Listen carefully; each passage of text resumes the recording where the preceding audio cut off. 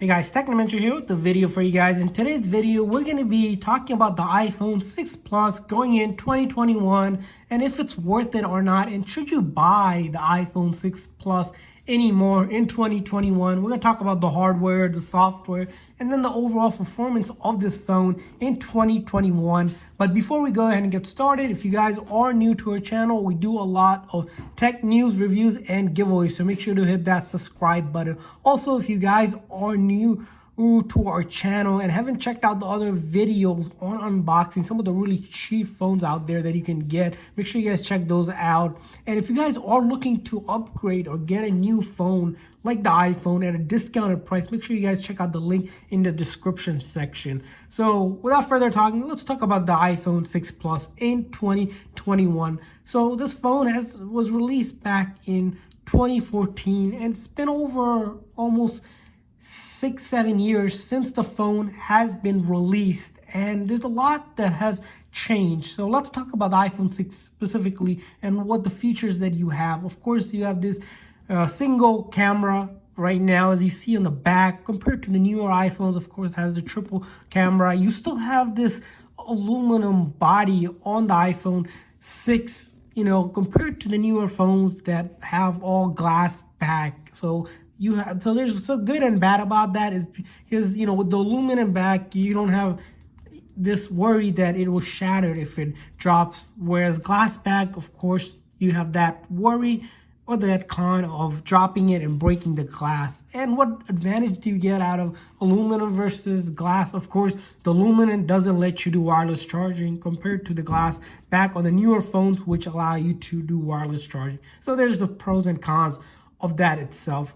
And the other thing about the iPhone 6 is that you'll notice that the iPhone 6, was when Apple started to go a little bit bigger with their phones. So the 6 Plus has the 6 equivalent of it, and the body of the iPhone 6 Plus, has the Retina display with the 5.5 inch compared to the iPhone 12 Pro, which even that is not.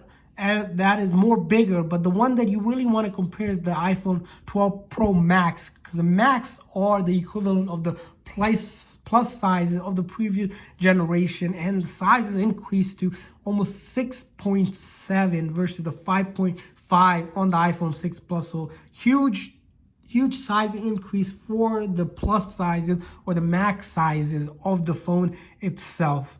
The other thing to notice in terms of hardware is that A8 chip on the iPhone 8 Plus compared to A14 on the newer lineup. So 6th generation of the actual chip changes that has gone through. And what does that really mean? We'll talk a little bit more in the software things of it. And let's talk about the battery of the iPhone 6 Plus. So the iPhone 6 Plus does have a bigger battery compared to the iPhone 6 smaller counterpart. And so how much battery do you expect to get out of it? Well, if you're specifically looking at just video playback, which is a good indicator of how well the battery holds up, is that you get 14 hours of video playback continuously compared to 20 hours on the newer iPhone 12 Pro Max. So 6-hour difference versus the newer lineup. And it seems that even 20 hours could be better from Apple versus only 14 hours on the iPhone 6 Plus. So, of course, with every year that there's incremental increases in battery capacity. So 14 hours of video playback. So if you're a light user, probably can go out throughout the day with that sort of battery. But if you're a more heavy user, you might make it maybe 3/3 of the day with the battery size of the 6 Plus and not get through the full day. The other physical notable feature, of course, the iPhone 6 does have this Touch ID into it compared to the newer phones which have Face ID, because you don't have the home button and the top notch, of course, itself. So which in 2021, depending on where you are, the Touch ID might be what Apple is trying to bring back, if you would rumored on the newer iPhone 13 and up, because of having mask where the Face ID doesn't quite work and you have to enter your password each time. So that's the other thing to note.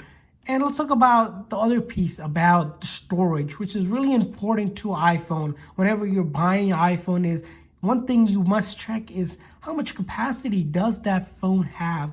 And the iPhone 6 base model only has 16 gig, and in 2021, 16 gig is barely anything compared to the newer phones that have 512 gigs, so almost half a terabyte of storage compared to 16, which is really very tiny, and it fills up pretty quick. If you're a person that does take a lot of photos and videos, you don't have much room there, because by default the system itself takes about almost 3 to 4 gigs just for the software itself. And if you're running an iOS 12, which is the most latest iOS that the iPhone 6 can run, you only get about 10 gig available.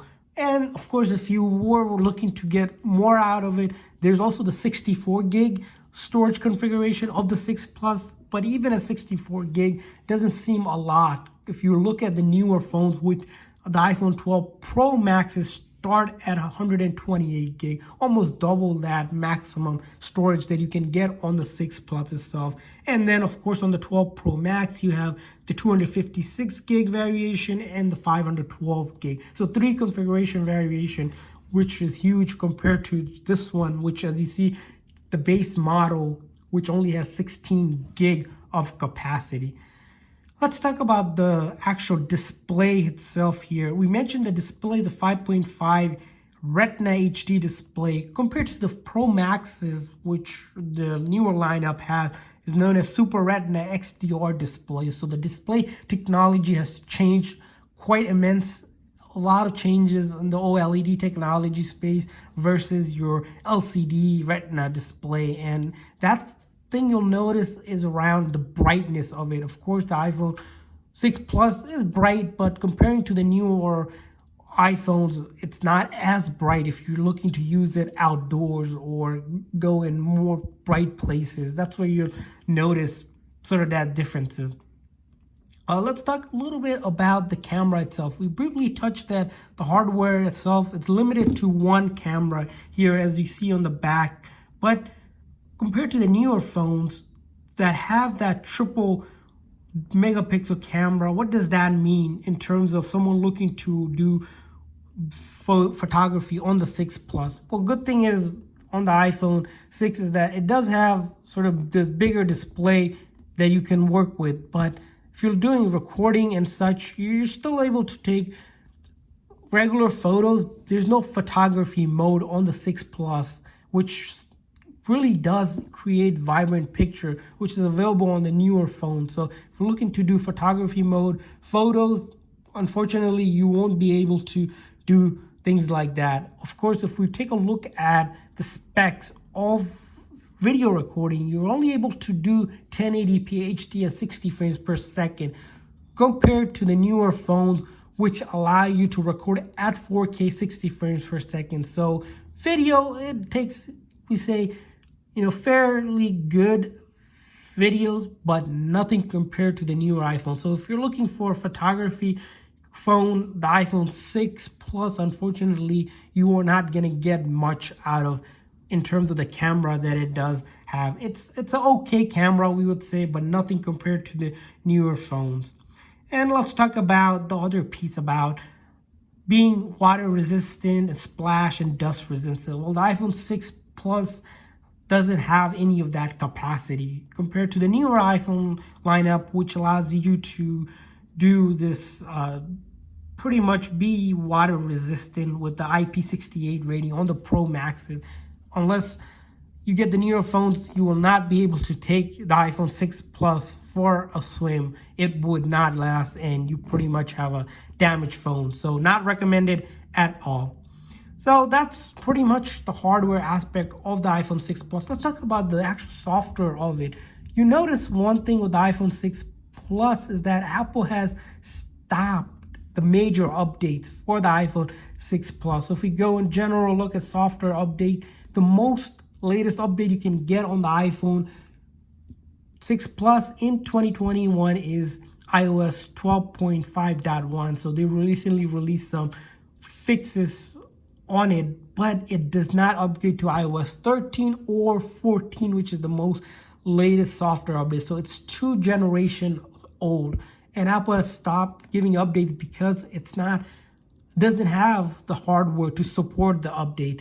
But that doesn't mean you can't get apps done running. So what will happen is within the next 6 months or even a year or so is you're gonna have these apps that doesn't work anymore or you can't download it.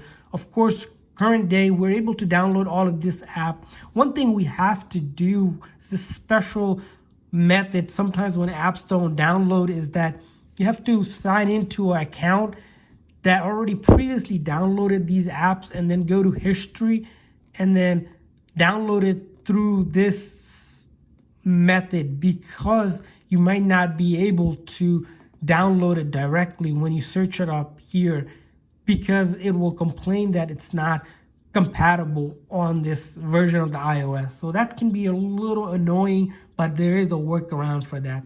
And let's talk about the software performance. So if you're using it for social media, someone looking to use Facebook, all of the popular apps on the phone still works. There's no doubt that these apps don't work. So Facebook, Instagram, Twitter, TikTok, all of that social media popular apps are going to be running. Of course, it is sort of what we consider a little bit slow, maybe, depending on if you got exposure to a newer phone, it is sort of slow in that nature.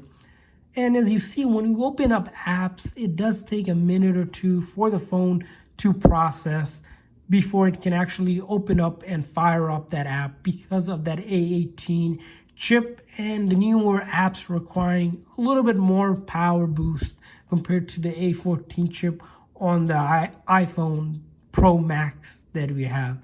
But that doesn't mean you can't do a lot of the basic stuff that you do on your phone.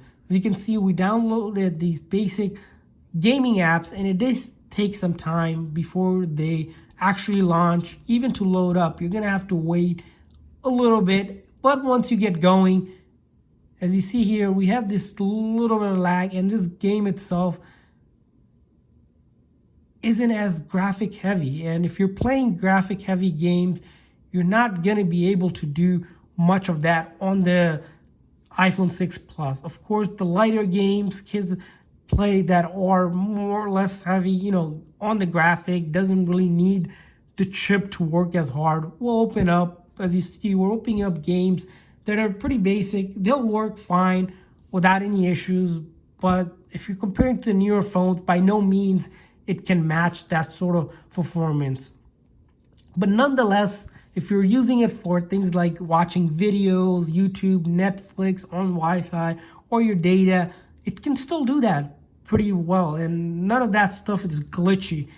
It is slow a bit, but nothing that says that is glitchy at all. And that's the thing about it. As you see, when we browse YouTube, for example, it does take a minute, a second or two could be considered a minute if you're a person that's impatient. But once you have done that, you're able to start browsing and watching videos. And if you're using for music as well, same thing goes. It does have decent stereo speakers, and it still does have that 3.5 headphone jack, which was removed starting with the iPhone 7. So if you still miss that or have those set of headphones, the iPhone 6 Plus is compatible, but not with the newer phones. You're still able to connect and do a lot more with the iPhone 6, but it's pretty much at the end of life. And if you are looking to use the phone and looking to buy a 6 Plus, probably we would say might consider spending a little bit more money on getting a newer phones, because it has slowed down in terms of the software and the hardware. And after 6+ years, the phone is starting to near its life. So it's pretty much not really worth it to get iPhone 6 Plus in 2021. But what's the good thing about the iPhone 6 Plus is that if you're a very light user or looking to use the phone for specifically calling and texting and light usage, and you're a really light user of a phone, or if you're looking to get it for a child or someone that doesn't mind a phone that's a little bit slow but still does the basic things as calling, using iMessage, using FaceTime, all of that stuff works still. You still get that vibrant iPhone experience, and you're able to score this phone under 150 bucks or even cheaper. So make sure you guys check out the link that we'll include in the description section where you can score this phone pretty much at a phenomenal rate and still get that experience of the iPhone. Although the phone has slowed down and it's a little bit slower compared to the newer phone, we would say, it's an all okay phone for a very light user and a person looking to get a feel for what iPhone has to offer. So that's our review for this video of the iPhone 6 Plus. Hopefully this video is helpful, and we want to hear from you guys. What do you guys think about the iPhone 6 Plus in 2021? Is it worth it or not? Leave a comment in the comment section. I want to hear from you guys. Thanks for watching, guys. And if this video is helpful, please make sure to hit that like and subscribe button. See you guys next time.